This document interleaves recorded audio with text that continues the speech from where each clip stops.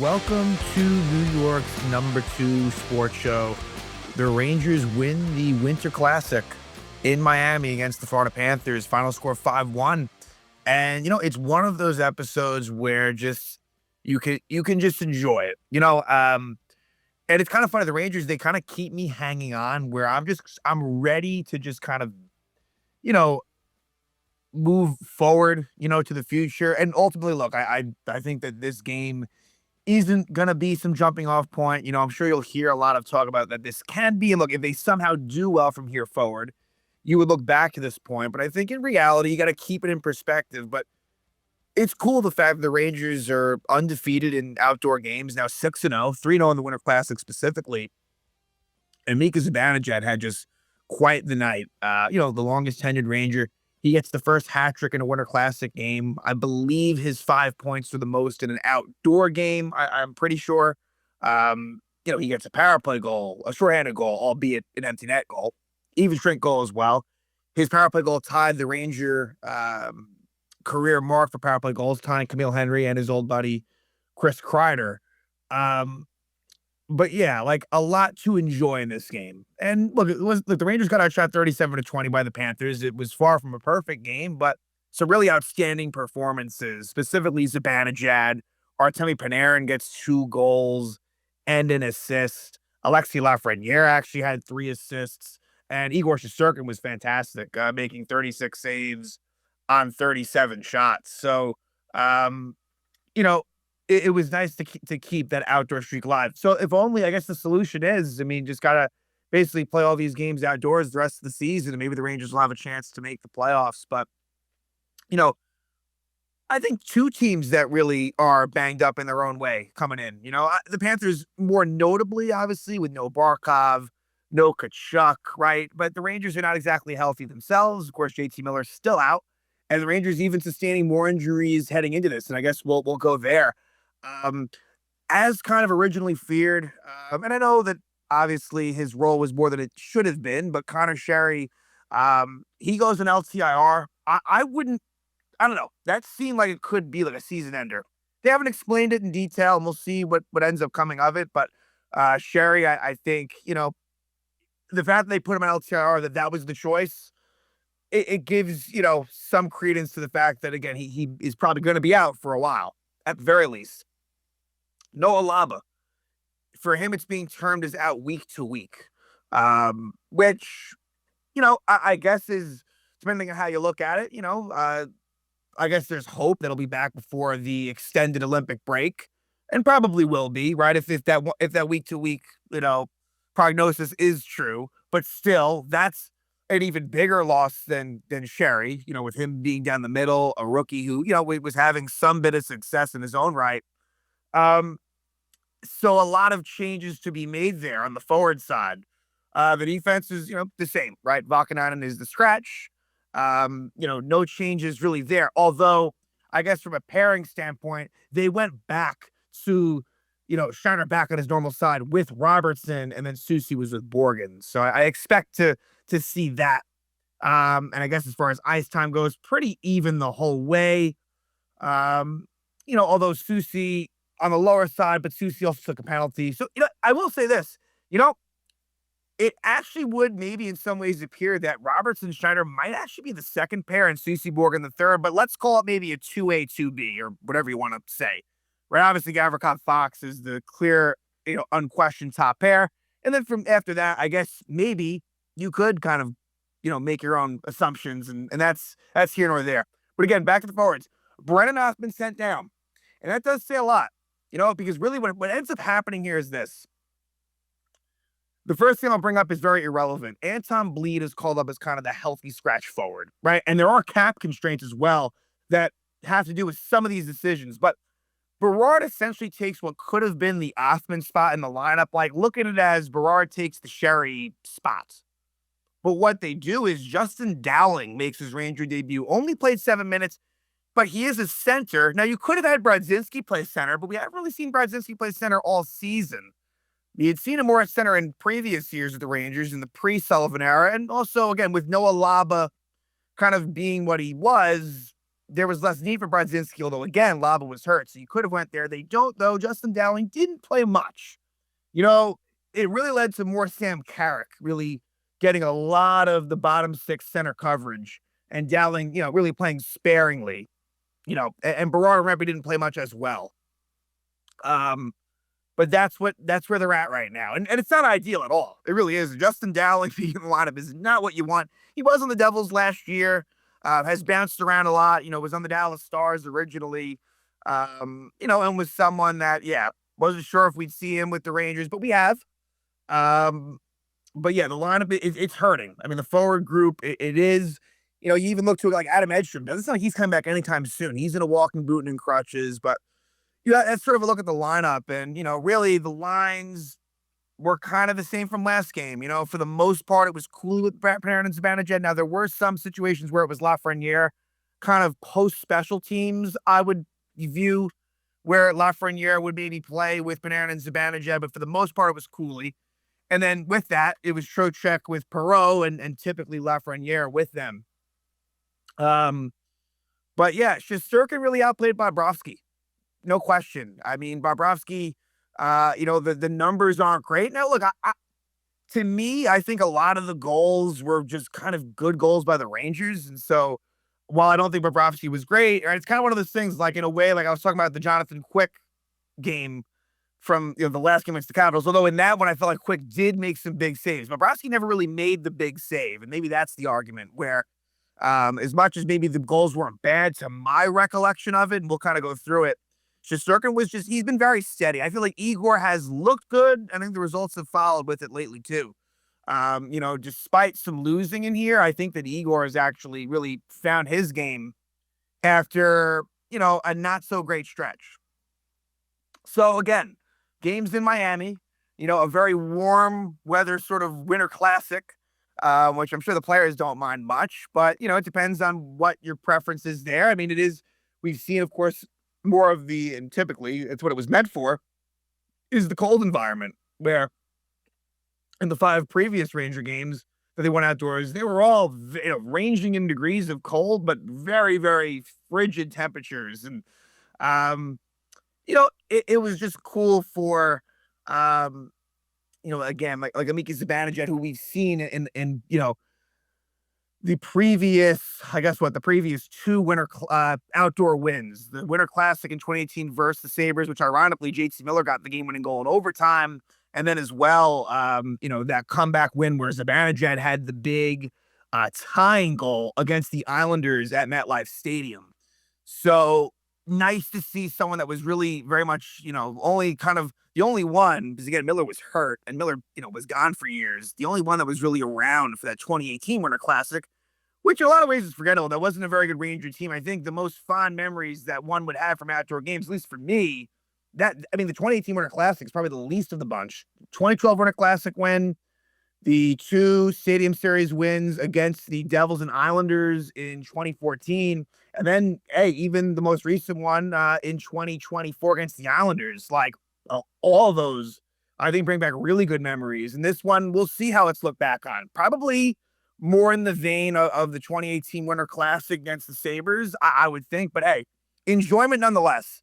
In a season that hasn't had much of it, and where things don't look great for the future of the Rangers, it's nice to get these moments. It is. Like, as someone who can maybe be a little bit more on the critical side, I think this is one that, and hey, interpret it as you will. I understand sort of the negative thoughts around this team. I get it completely. But look, like, I think this is one to be proud of, despite everything around it. So, early on, Ranger penalty, Taylor Radish hooks Jesper Boquist, but the Rangers do kill it off. Rangers penalty did a pretty nice job. They were on the kill a lot. The one goal the Panthers got was in the power play, but I think the PK all the way around, right, Igor included and everyone else, has done a pretty good job. And then from there, at 11:04, Vincent Trocheck is called for delayed game. And look, I've been critical of Trocheck's game, and he was officially announced to the Team USA team. And so with that, and we'll just touch on this real quickly, Trocheck and Miller on, Fox off. And you know what, actually, let's take it another step further. Seth Jones, early in this game, and he was the guy that basically took Fox's spot. This is nothing against Seth Jones personally, but it is weirdly ironic that, because Adam Fox, I would believe, would be the number one alternative if there were an injury. Seth Jones left the game early with, at first, it was a off the face-off shot by Lafrenière that deflected, and it was an upper body injury for Jones. Clearly, it wasn't a facial sort of cut situation, because that's what happens a lot. They take a puck to the face, get some stitches, come back, which is crazy, but they do that. That's the typical thing. The fact that he left the game, it's curious. And I don't know, it might be in the shoulder area. Look, hope for the best for Seth Jones, and it's a ways away from the Winter Classic. It didn't seem like it'd be anything super long-term, but just the fact that he didn't come back is, again, a little curious and just weirdly ironic that the Rangers, and it's one of those things that I don't think, only Ranger fans would really be aware of and thinking about things like that it was specifically Seth Jones. And so, yeah, again, it's weird how those things happen, but yeah, like, I didn't really agree. Like, Trocheck and Miller, we'll group them together. Look, I mean, based on this season's work and what they've done as a whole, I didn't think that they necessarily deserved to make it. And it's just, I know it's different positions, but Adam Fox has really played very well this season before he got hurt. And so, yeah, it's sad to see Fox be left out. He's the big omission. The only two players from last year's Four Nations team that didn't make it, Adam Fox and Chris Kreider. So it wasn't as if they were like wholesale changes. Fox was really the big snub. And I hope he can find his way on there, but if he doesn't, he doesn't. And it is what it is. But anyway, Trocheck takes that delay game penalty. Thought he had some good and some bad in this game from Trocheck. Again, I want to see him clean his game up. But we'll talk about some good on Trocheck too. But the Rangers do kill that off. And then at 14:29, Jack Studnicka, he takes the delay game penalty, and the Rangers take advantage of it. At 15:09, Mika Zibanejad scores his 13th goal of the season, assisted by Lafrenière and Panarin. And getting Adam Fox back on this power play has done wonders. It's only been a couple of games, but that was such a big miss. They, more than anything, was on the power play. Look, he wasn't getting much penalty kill time to begin with. You do miss him 5-on-5 for sure, but power play is, to me, where it was most notable. And Lafrenière makes a really nice pass. Panarin gets in the zone. Lafrenière makes a nice pass to Mika, who's sort of crashing in the net. It's sort of, even though it's a power play, it was sort of a rush play. And Zibanejad gets that goal to make it 1-0 Rangers. At 18:52, Aaron Ekblad is called for an illegal check to the head to Vincent Trocheck. And even though the Panthers kill this off going into the second period, very shortly after it expires, it is a goal for Artemi Panarin, his 15th goal of the season from Zibanejad and Lafrenière. So, actually, wait a minute here. Okay. I had this total, I apologize, completely wrong as far as order. Completely wrong. Because I skipped the Panarin goal from the first period. So let's backtrack. After the Rangers get that Zibanejad goal, they score again, 2 goals in a minute and 4 seconds apart. This is well before the Ekblad illegal check to the head penalty. We'll get back to that.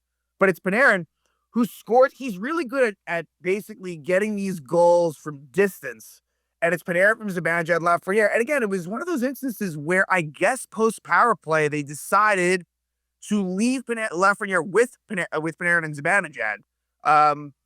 And, I thought that when it first happened, I thought that maybe Zibanejad deflected in front, in which case he would have like a 4-goal game. But I think it was correctly called upon replay. It might have went off of Verhaeghe in front. I think there was some deflection. But again, Panarin, part of his skill set, he's able to get it through.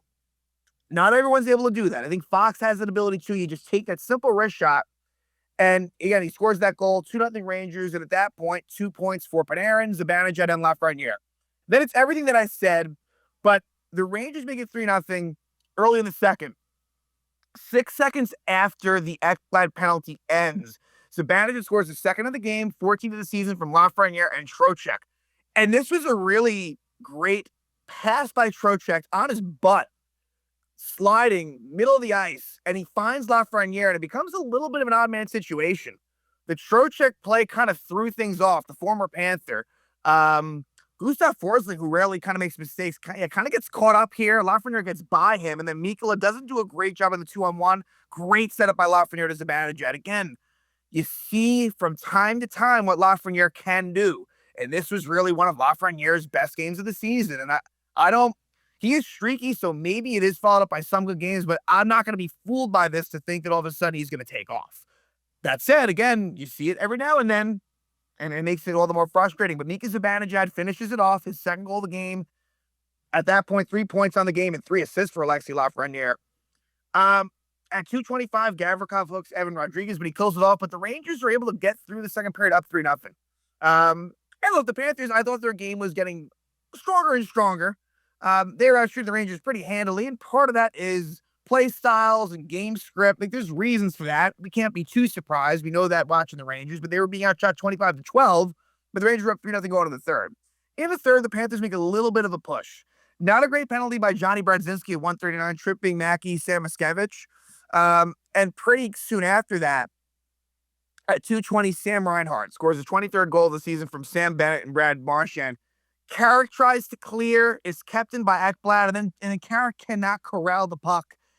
And with him losing it, it's a pretty quick play where Bennett finds it and finds Reinhart, and he fires it past Shesterkin. So not a great shift by Carrick, but, forgivable as well. Makes it 3-1. And so, look, the Panthers had some opportunities to maybe, make this game real interesting. At 8:09, Matthew Robertson is called for a delay of game where he ends up pushing the puck off the moorings, the net off the moorings. And, Bennett kind of pushed into him. I think it's one of those things where you see that happen a lot. It's not always called. So, I don't know. I guess I'm in the middle on that call, but the Rangers do kill that off. That was really important to me. Because what happens there is not only do they kill it off, but then the Panthers take a penalty where Matt Rempe draws a hooking penalty. Good job by Matt Rempe to do that. And the Rangers score on the power play. Again, the power play has been effective. Power play in this game was 2 for 3. And it would be Artemi Panarin who would score on the power play. His second goal of the night, 16th goal of the season from Trocheck and Zibanejad. And, just a great shot by Panarin to me. I mean, look, he beats Bobrovsky clean. Maybe Bobrovsky wants to have it back, but again, Panarin is pretty world-class in terms of that shot. We know about the vision, but again, you want to see him be able to rip that shot more often, and it makes it 4-1, and that was really big at the point there. So 3-goal lead for the Rangers. Carson Soucy does take a penalty at 16:38, interferes with AJ Greer. So the Rangers, it's a 6-on-4 because Bobrovsky is pulled. There at one point was a goal disallowed, a kicking motion goal by Sam Reinhart. Take it off the board, and then Mika Zibanejad, while still on the penalty kill, gets the hat-trick. Short-handed goal, empty net goal, 15th goal of the season, 5-point night. Scores at 18:32 of the third, and the Rangers win final score 5-1. So, yeah, Rangers now go to 18-5. They are 16-2-1 when scoring the first goal of the game. I believe they're 19-4-4 or thereabouts when they score 2 goals or more. There's certain formulas here. Rangers are 15-8-2 on the road. There's certain areas where there's extremes to these stats. And ultimately, I don't see this team as a playoff team, especially in the Eastern Conference, right? Put the Rangers in the West, and maybe it's a different story, but I think the East is too deep for this Ranger team. But again, they continue to do just enough where it hasn't just sort of gone off the tracks. I think that time eventually comes, but it hasn't yet. And honestly, a loss here, I think, could have. But for now, they stick around for what it's worth. More than halfway through the season. 20-18-5, 45 points through 43 games. Now, the next game they'll play is Monday night home against Utah. And look, that really to me is a scary spot for them where it feels like it's a total letdown. But given where they are in the standings, they can't be that way. They have to be full steam ahead. Because look, back for the Winter Classic, the high of that, how right would it feel if the Rangers just gave you a shit performance at Madison Square Garden against Utah? I hope they prove me wrong. I do. I really do at this point. I hope that somehow they can take some momentum from this game. For Utah, as I'm recording this, they're coming off of a win at the Islanders, but they will play a Saturday matinee game at New Jersey. So we'll see how they kind of do in this sort of metropolitan tri-state area stretch. But yeah, Rangers are going to they're going to play a lot of games at home the rest of the way. They're going to have to, they've gotten a little bit better at home, but it's still not great. But yeah, ultimately here, The Rangers win another outdoor game, another Winter Classic, 6-0 in outdoor games, 3-0 in the Winter Classic specifically. Mika Zibanejad gets the first hat trick in Winter Classic history, and a 5-point game as well, which I believe tops for all outdoor games. So, quite the night for him. And again, Panarin, 2 goals and assists. Lafrenière, 3 assists, and Igor Shesterkin, 36 saves, only allowing 1 goal. So the Rangers go to Miami, defeat the Florida Panthers by a score of 5-1 in the 2026 Winter Classic.